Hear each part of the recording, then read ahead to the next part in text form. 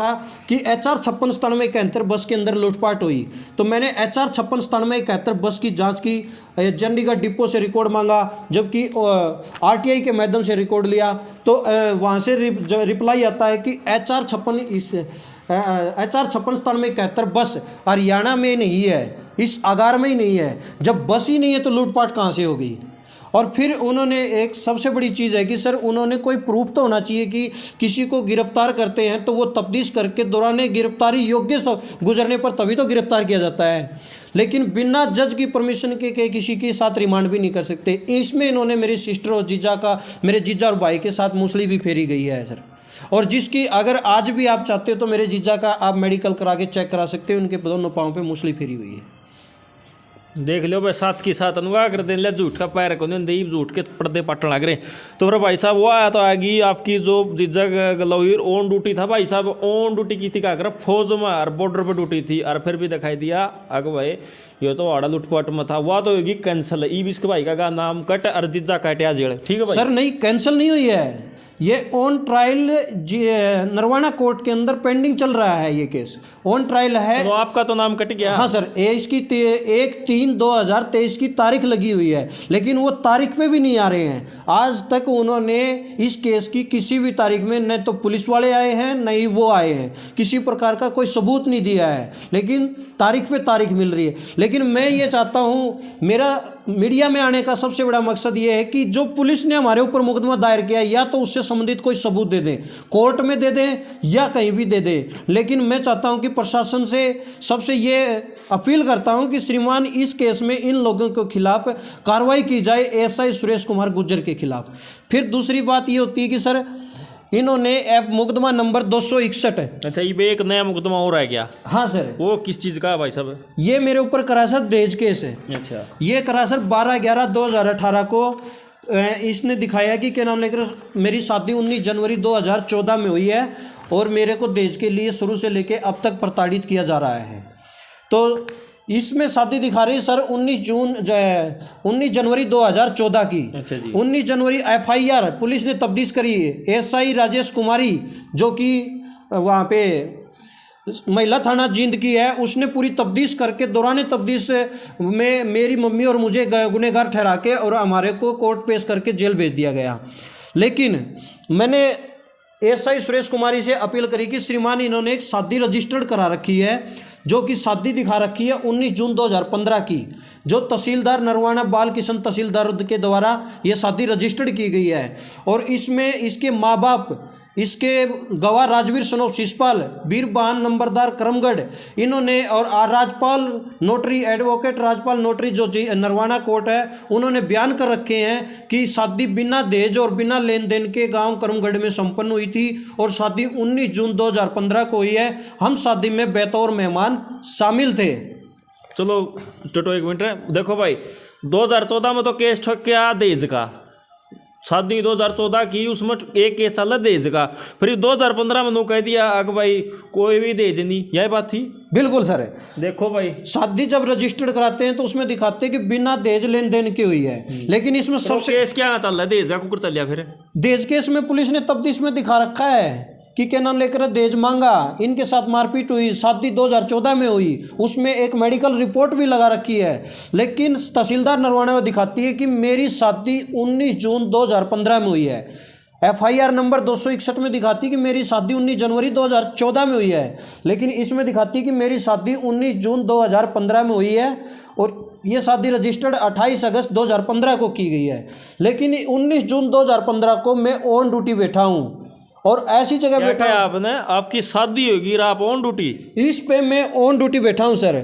और जब 19 जून 2015 की जो शादी दिखाई है, इस शादी की डेट पे मैं ऑन ड्यूटी बैठा हूं और ऐसी जगह बैठा हूं कि जहां से 3 दिन से पहले आया नहीं जा सकता। कौन सी जगह थी उस टाइम? मतलब कि नागालैंड में है सर, और आर्मी लोकेशन को मैं मतलब कि मीडिया के सामने या किसी ऐसी नागालैंड में है सर, और वहाँ पे मैं डिप्लॉयड हूँ। लेकिन यहाँ शादी दिखाई जा रही, मेरी सबूत है? बिल्कुल सर है, मेरा ऑनलाइन रिकॉर्ड है। और सबसे बड़ी है कि मेरा ड्यूटी का फौज ने पुलिस और कोर्ट को भी लिखित दे रखा है कि 19 जून 2015 को सुरेंद्र ऑन ड्यूटी था। ड्यूटी पे है, प्रेजेंट है, जिस डेट की शादी फिर आपने कहा भाई साहब कि मैं तो ऑन ड्यूटी था, बस शादी कुकर होगी, तो उसमें कौन दोषी है भाई साहब? सर इसमें शादी 19 जून 2015 की दिखाई, जिस दिन रजिस्टर्ड हुई है उस डेट पे भी मैं ऑन ड्यूटी हूँ।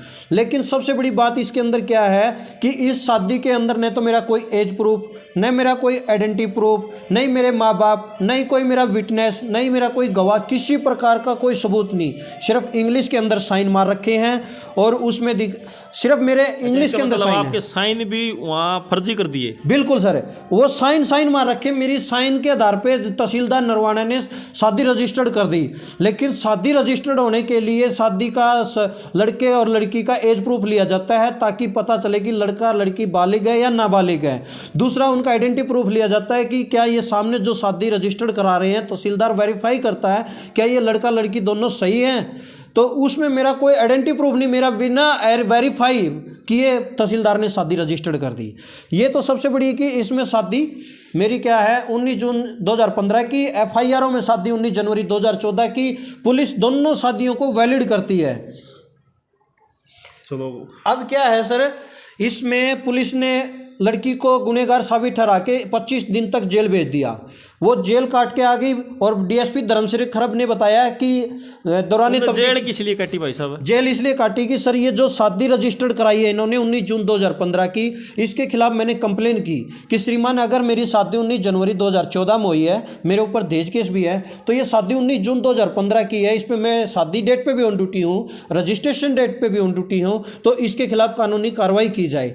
तो पुलिस सिटी थाना नरवाना ने मुकदमा नंबर 232 2019 में इन्होंने 420, 467, 468, 461 और 120 बी के तहत दायर किया, जिसमें मुजरिम बनाया गया सुमन उर्फ बतेरी, रसीला, बिमला देवी, राजपाल बिरबा नंबरदार, राजवीर सनोब शिषपाल, राजपाल एडवोकेट और बालकिशन तहसीलदार। इन 7 आदमियों को इसमें गुनहगार साबित करके और इनके खिलाफ मुकदमा दायर किया गया। और फिर इसका रिकॉर्ड निकाला किसने? पुलिस ने जैसे ही उसका स्कूल का प्रमाण पत्र लिया, कहाँ से? राजकीय उच्च विद्यालय करमगढ़ से। तो उसने पुलिस ने अपनी तफ्तीश में लिख भी रही है कि हमने राजकीय उच्च विद्यालय करमगढ़ से सुमन का रिकॉर्ड निकाला, तो उसमें नाम बतेरी पाया, डेट ऑफ बर्थ 8/7/1987 पाई। रिकॉर्ड किसने लिया? पुलिस ने। डेट ऑफ बर्थ क्या पाई? 8/7/1987, नाम पाया बतेरी। लेकिन जो शादी रजिस्टर्ड करा रखी है उसमें नाम लिखा रखा है सुमन, डेट ऑफ बर्थ है 6/10/1992। लेकिन फिर भी पुलिस ने उसका जो राशन कार्ड था वो कबूला, तो उसके अंदर भी उसका नाम बतेरी पाया गया, जबकि दौरान दिखाया कि सबूत काबिल गुजरने पर इसको मतलब कि गुनहगार साबित करके कोर्ट पेश किया गया। लेकिन इसमें पुलिस दिखाती है कि उसके माँ बाप बेगुनाह पाए गए क्योंकि वो अनपढ़ है, उन्होंने साइन कर दिए। अगर उसके माँ बाप गवाही न देते, अगर उसके माँ बाप उसके अंदर बताते नहीं कि हमारी लड़की की शादी 19 जून 2015 में हुई है, तो शादी रजिस्टर्ड ही नहीं होती।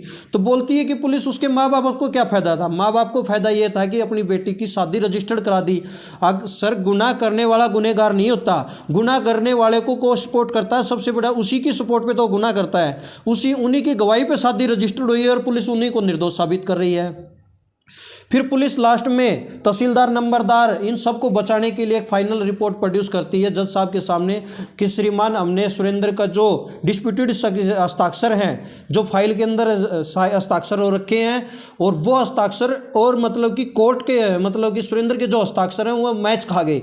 और मैच के लिए उन्होंने रिपोर्ट कहाँ से बनाते हैं कि एक वकील है, वकील का नाम है श्रीमती सुशीला धनखड़, कांकी जिंद कोर्ट की, उससे एक रिपोर्ट बनाते हैं कि मतलब कि पुलिस को भी एक प्राइवेट का सपोर्ट लेना पड़ा। जब भी मधुबन के अंदर इनके पास लैब है, वहाँ से मेरे 3 बार सिग्नेचर कैंसिलेशन होके आ चुके हैं, तो एक प्राइवेट रिपोर्ट बनवा के और इस केस को बंद करने की कोशिश की जा रही है। इस केस में तो ये हुआ सर।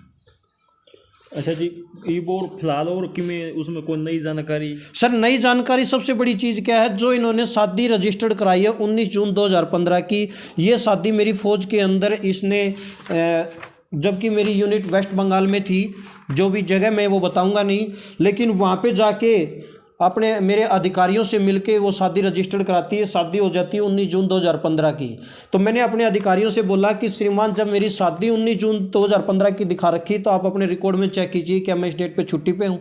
उस डेट पे मैं ऑन ड्यूटी मिलता हूँ, रजिस्ट्रेशन डेट पे मैं ऑन ड्यूटी मिलता हूँ। फिर मैंने बोला कि श्रीमान मेरी वाइफ का एज प्रूफ मांगिए क्या है। मेरी वाइफ का नाम बतेरी है, डेट ऑफ बर्थ 8/7/1987 है, तो 6/10/1992, जबकि उसकी छोटी बहन जो रोशनी देवी है उसकी डेट ऑफ बर्थ 1989 है, और जबकि ये बड़ी है इसकी डेट ऑफ बर्थ 6/10/1992 कैसे हो सकती है।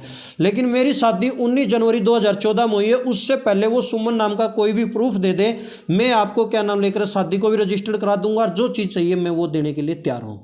लेकिन मेरा सबसे मीडिया के सामने आने का और मेरे को ये सबसे बड़ी बात यह है कि पुलिस ने जो तफ्तीश की उसमें जो मतलब कि ये गलत शादी 19 जनवरी 2014 की सही ठहराई, और बालकिशन तहसीलदार ने जो तफ्तीश की उसमें शादी 19 जून 2015 की सही ठहराई है। तो इनमें से एक शादी को तो गलत माना जाए, 14 को गलत मानते हो तो 15 में जो विटनेस हैं जो गवाह हैं उनके खिलाफ कानूनी कार्रवाई की जाए। अगर 15 को सही मानते तो जो 14 की शादी रजिस्टर्ड करा रखी है, जो एफआईआर दर्ज हो रखी है, हम अरेस्ट हो लिए हैं उसमें, तो उस आईओ के खिलाफ और इसके माँ बाप के खिलाफ और इसके खिलाफ कानूनी कार्रवाई की जाए।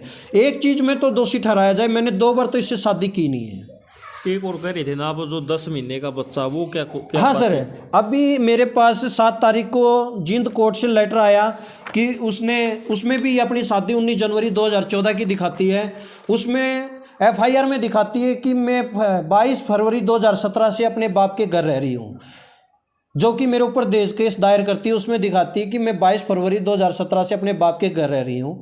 लेकिन जब 22 फरवरी 2017 से वो अपने बाप के घर रह रही है और ये मुकदमा मेरे ऊपर 125 सीआरपीसी का खर्चे का करती है 2020 में, उसमें दिखाती है कि मेरे एक 10 किस तारीख को करती है ये सर, इसमें 2020 दिखा रखा है, डेट नहीं दिखाई सर।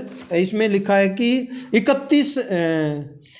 66 नंबर मुकदमा 2020 सर, और इसमें दिखाती है कि मेरी 10 महीने का लड़का है।